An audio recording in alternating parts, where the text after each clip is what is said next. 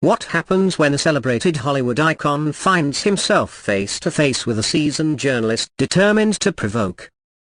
What was meant to be a simple promotional interview quickly unraveled into a gripping confrontation, one that left viewers stunned and the newsroom in disbelief. It all started like any other morning at the Good Morning America studios in Times Square. Denzel Washington was there to promote his latest directorial effort, a film already stirring Oscar buzz. Known for his punctuality and grace, Denzel arrived early, exchanging warm greetings with the crew. Meanwhile, anchor George Stephanopoulos reviewed his notes with intensity, preparing for what everyone assumed would be a routine segment. But George had something else in mind.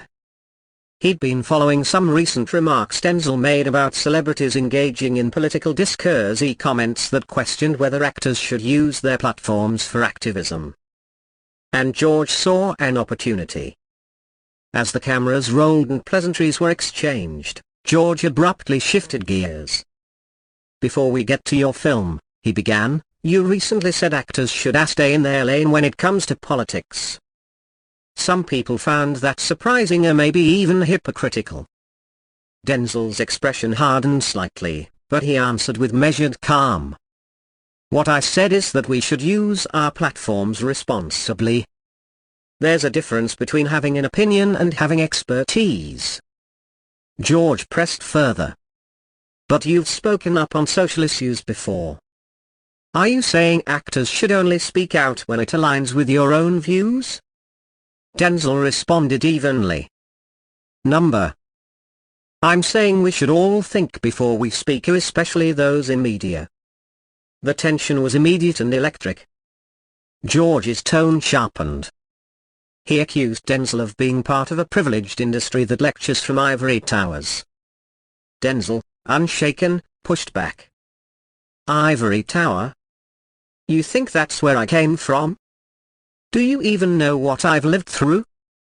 George waved off the comment, citing Denzel's wealth, fame, and gated lifestyle. But Denzel leaned in, voice low and piercing.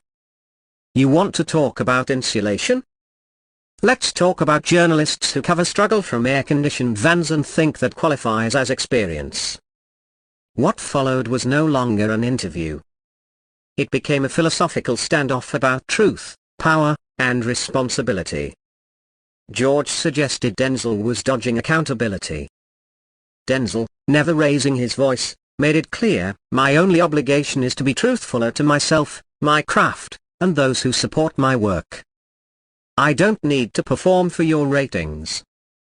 When George accused him of avoiding tough questions, Denzel countered, "Real journalism is about understanding. Not gotcha moments. Not ambush tactics. Not using your platform to tear people down." As George lost composure, his voice rising and face reddening, Denzel stayed grounded. Calm, deliberate. But the cracks were showing in George. In a desperate move, he threatened to bring up Denzel's personal past. The moment was chilling. Denzel stepped closer, his voice barely above a whisper. "Go ahead. Do your worst. Because when you live with integrity, you don't fear scrutiny. But make sure your own house is in order before you throw stones." George paled. He tried to backtrack, claiming it wasn't a threat. But it was too late. The cameras caught everything. Denzel, still composed, stood up and removed his microphone. "I came here in good faith to talk about storytelling, film, and impact. Instead, I was ambushed. The viewers deserve better than this. So do I." He walked off the set, leaving George speechless and visibly shaken. Within hours, clips from the segment flooded social media. Hashtags trended. Media critics dissected the exchange. Viewers praised Denzel's grace and criticized the host's handling of the interview. Professors would later cite it as a defining moment in modern broadcast history. As the studio lights dimmed and crew members packed up, One thing was clear: Denzel Washington didn't just defend himself, he exposed the cracks in a media system that too often prioritizes spectacle over substance. And George Stephanopoulos learned, in real time, that credibility isn't built on confrontation. It's built on respect.